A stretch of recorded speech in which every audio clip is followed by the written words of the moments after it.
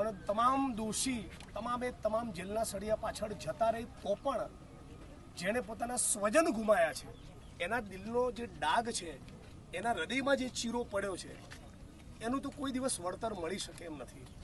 એટલે આપણે બધા જ ખૂબ લાગણીપૂર્વક પીડિત પરિવારોના સંપર્કમાં પણ રહીએ.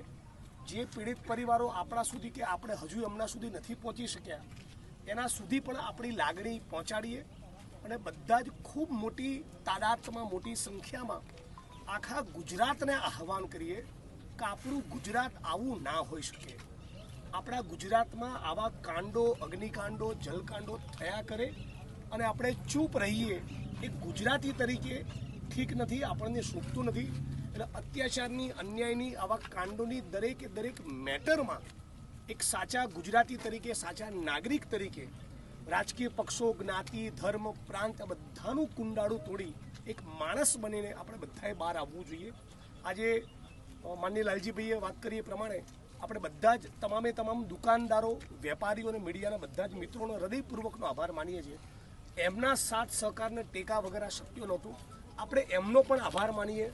જે સેવા દળની ટીમ છે તેલંગાણાથી, રાજસ્થાન, મધ્યપ્રદેશ, યુપી, બિહાર, આંધ્રપ્રદેશ આવા વિસ્તારમાંથી, દેશના બીજા પ્રદેશમાંથી 100-150 લોકો આવ્યા અને બપોરે 12:30-1 વાગ્યાના તાપમાં, ગરમીમાં પત્રિકા વિતરણ કરી રાજકોટના આત્માને જગાડ્યો.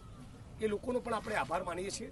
અને આવતા 10થી 12 દિવસમાં, મોડામાં મોડા 10-15 દિવસમાં ચલો ગાંધીનગરનો કોલ સમગ્ર ગુજરાતની જનતાને આપીએ અને એમાં મોરબી કાંડ, તક્ષશિલા, હરણીકાંડ, શિવાનંદ હોસ્પિટલ રાજકોટની ઘટનાના પીડિતો, આ બધા જ પીડિતોના સાથે લઈ મુખ્યમંત્રીનો દરવાજો આપણે ખટખટાવીએ અને કહીએ કે આ ગુજરાતમાં, મારા ગુજરાતમાં ગરીબ માણસને, સામાન્ય માણસને, પીડિતોને ન્યાય કેમ નથી.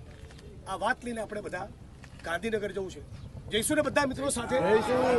સમગ્ર ગુજરાત આપણે એક કરી આ મુદ્દે. બધાની લાગણી આજે આખા રાજકોટની લાગણી એ પીડિતો સાથે જોડાઈ, હવે આખા ગુજરાતની લાગણી પીડિતો સાથે જોડાઈ. એના માટે બધા જ આપણા હૃદય ઉપર હાથ મૂકીને સ્વયં આપણે જાતે સંકલ્પ કરવાનો છે.